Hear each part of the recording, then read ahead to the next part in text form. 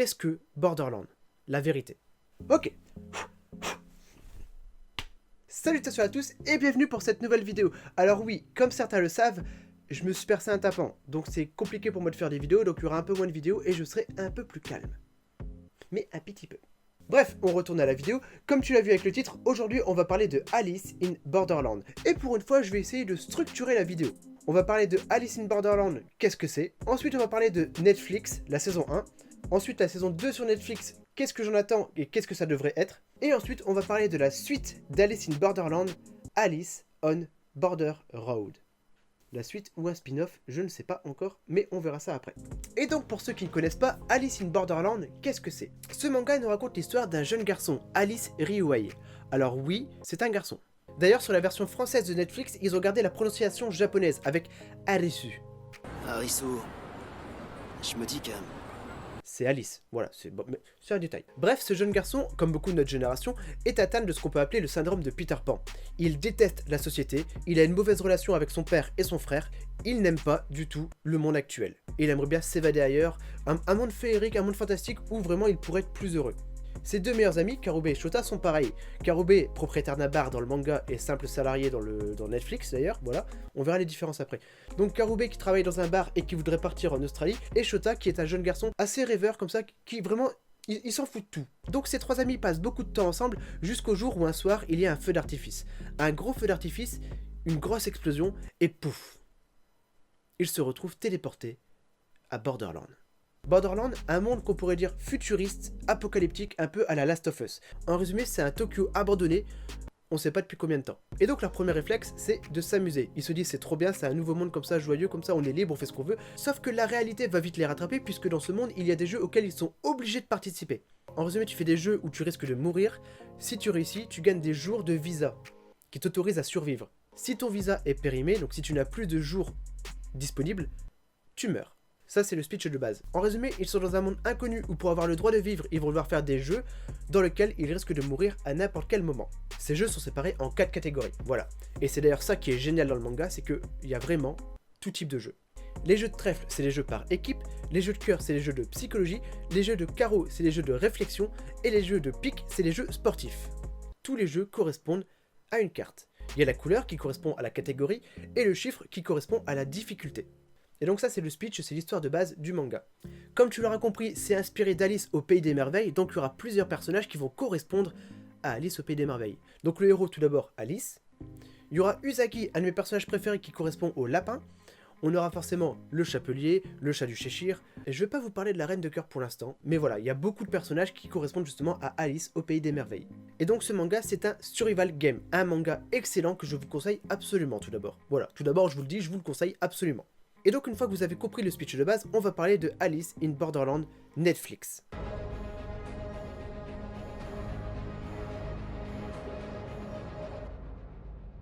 Alors l'adaptation est franchement pas mal. Elle n'est pas parfaite parce qu'il y a des gros problèmes, mais elle est pas mal.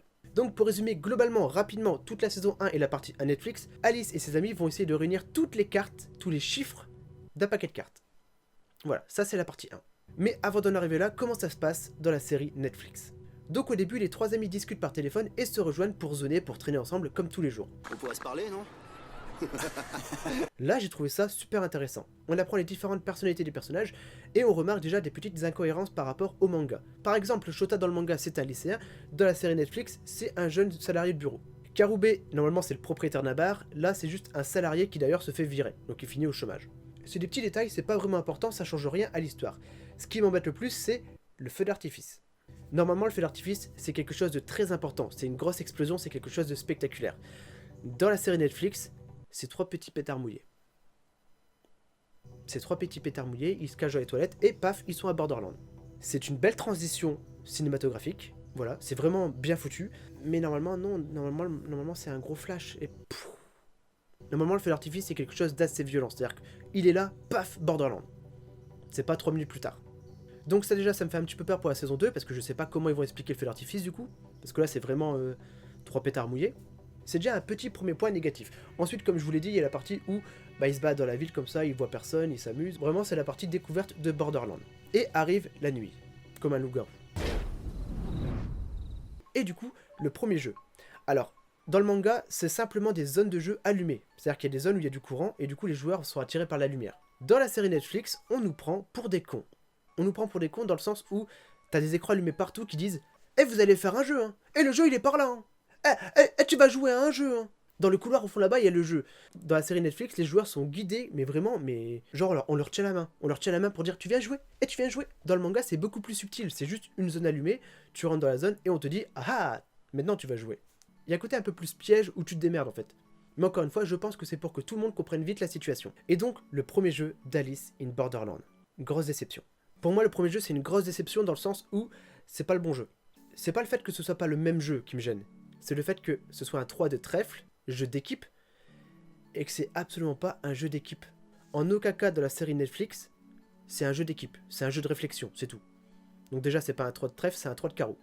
Si on part du principe que l'immeuble est carré, et que toutes les pièces le sont aussi, ça nous fait un total de 9 pièces pour chaque étage. C'est comme un jeu de casse-tête. Dans le manga, c'est un 3 de trèfle, et du coup, c'est vraiment les joueurs qui doivent répondre à des questions ensemble, et essayer de trouver les bonnes réponses, et essayer de trouver la solution. C'est plus un jeu d'équipe dans le manga. Dans la série Netflix, c'est un jeu de réflexion, ça n'a rien à voir, c'est pas la bonne carte. Et là où dans le manga, Alice trouve la solution de façon logique, là clairement c'est vraiment de la chance. Je vous en parle comme si vous avez vu la saison 1, c'est vrai que je vous détaille pas les jeux, mais voilà, clairement le premier jeu c'est pas exactement la même chose, et vraiment ça m'embête un peu. Jeu terminé. Félicitations.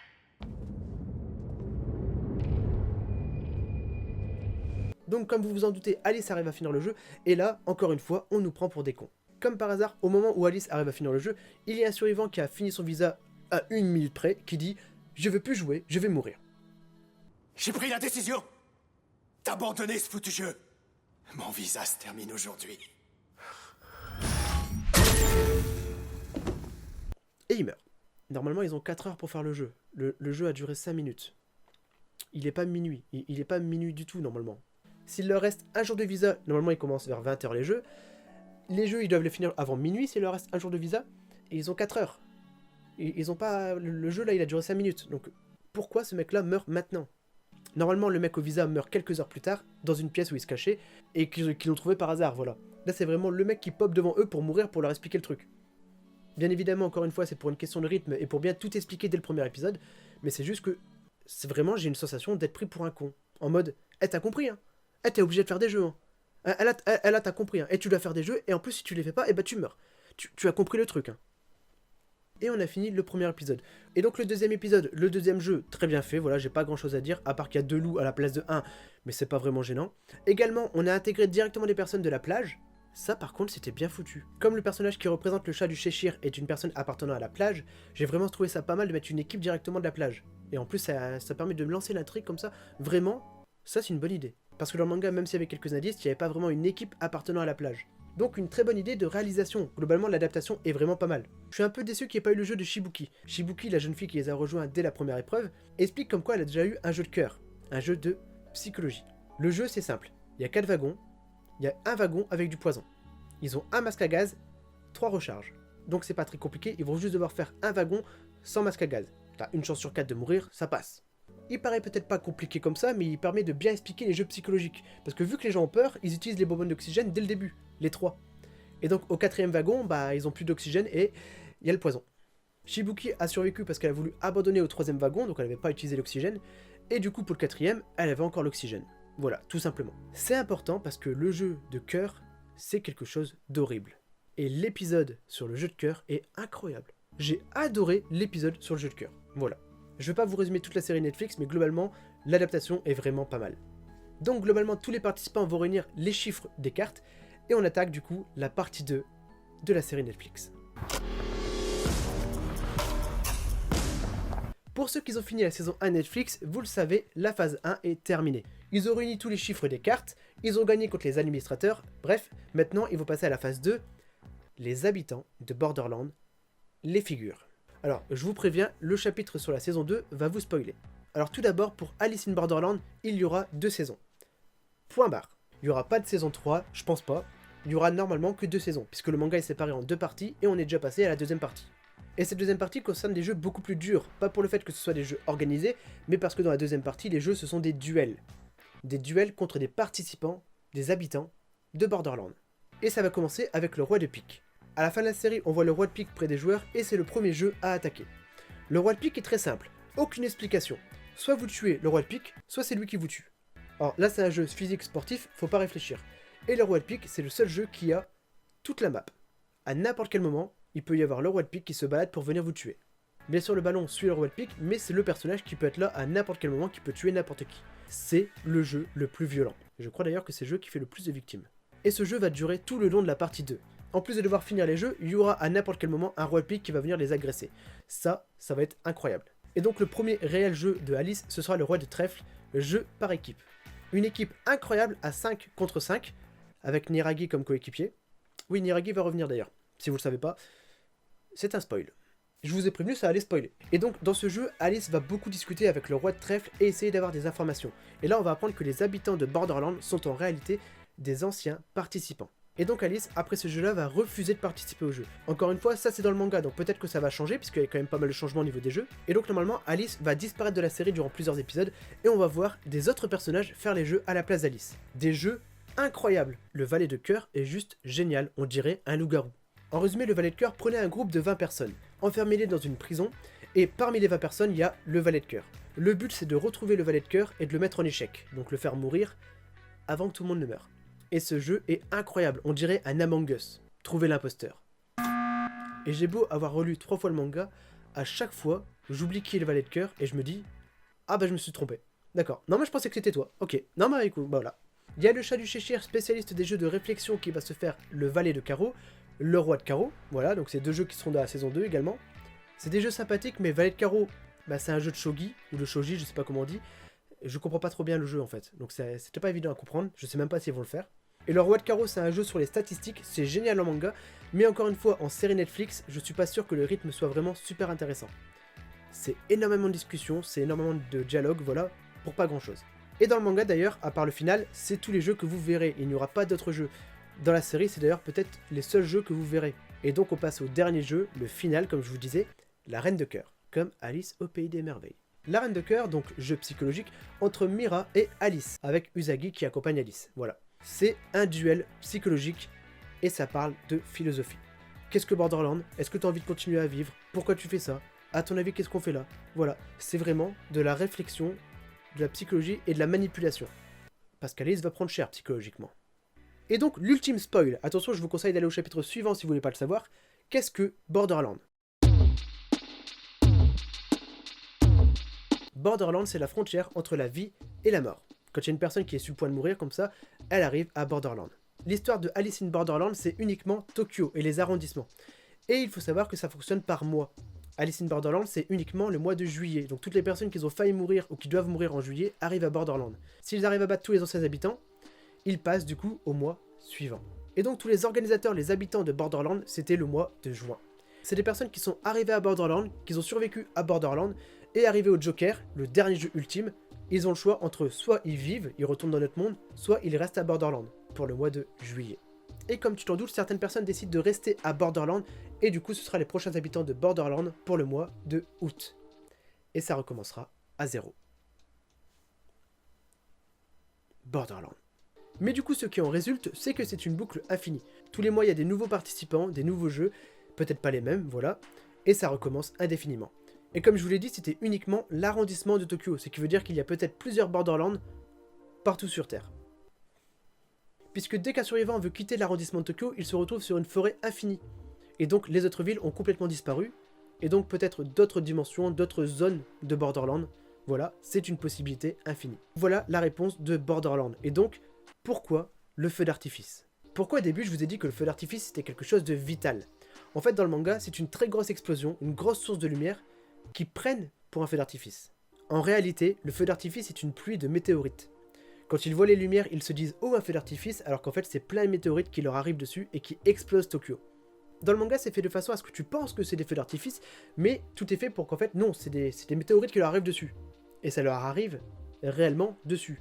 Dans la série Netflix, c'est juste vraiment 3 pétards mouillés, et on voit bien que c'est un feu d'artifice. On voit bien que non, c'est pas des météorites, et donc c'est ça qui me gêne. J'aurais préféré une grosse explosion avec une source de lumière un peu cachée, sans nous dire ce que c'est, voilà, sans nous dire que c'est un feu d'artifice, que montrer 3 pétards mouillés. C'était plus logique. Et donc tout ça, ceux qui ont lu le manga le savent, et donc c'est ce qui devrait arriver dans la saison 2 d'Alice in Borderland.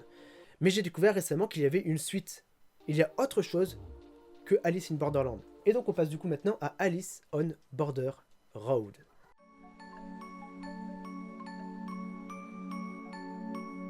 Et donc Alice on Border Road, que je vais juste appeler Road, parce que c'est long à dire, nous raconte encore une fois l'histoire d'une Alice. Une jeune fille, cette fois-ci, qui déteste la société. Voilà, encore une fois, une personne qui ne veut pas s'attacher à notre monde, qui a envie de rêver un peu de partir ailleurs. Et dans cette histoire, il n'y a aucune explication de comment elle arrive dans ce nouveau monde, qu'on va appeler Road. Au bout de 3 pages, la jeune fille se réveille à Road, et premier changement, elle a une carte dans les mains. C'est la reine de trèfle, voilà, on sait pas pourquoi, elle a une carte. Elle va rencontrer une deuxième demoiselle qui, elle, a la reine de cœur dans les mains. Donc ces deux jeunes filles, Sano et Alice, vont essayer de découvrir ce qui se passe, et déjà, elles ne sont pas à Tokyo cette fois-ci, elles sont à Kyoto.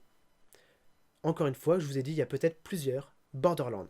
Et après quelques jours et avoir retrouvé un groupe de personnes, elles découvrent qu'il y a uniquement 12 personnes dans cette ville. 12 personnes, chacune avec une carte, donc les 12 figures, et c'est tout. On n'a aucune explication d'un éventuel jeu, et cette fois-ci, il n'y a pas de visa. Autant vous dire que, comme les participants, on est perdu. On est lâché dans un nouveau Borderland, Road, voilà, et on ne sait pas ce qui va se passer. Je suis repassé en zone de non-spoil, donc je vais faire gaffe à ce que je dis, mais le fait qu'il n'y ait que 12 participants, comparé à Borderland, c'est logique. Il n'y a pas le feu d'artifice, il n'y a pas le gros événement, voilà, et donc il y a beaucoup moins de participants pour ce mois, pour ce Borderland présent, à Kyoto. Maintenant, ce qui m'intrigue et ce qui m'embête en même temps, c'est que on n'a aucune explication du jeu. Est-ce qu'il faut réunir les 12 cartes? Est-ce qu'il faut tuer les 11 participants et être le seul à survivre? On sait pas trop. Le fait qu'ils s'entretuent et qu'il en reste plus qu'un, ce serait pas logique. Le fait qu'ils réunissent toutes les cartes pour peut-être débloquer la situation, peut-être, on sait pas trop, voilà. Dans tous les cas, tous les participants vont décider de partir à Tokyo.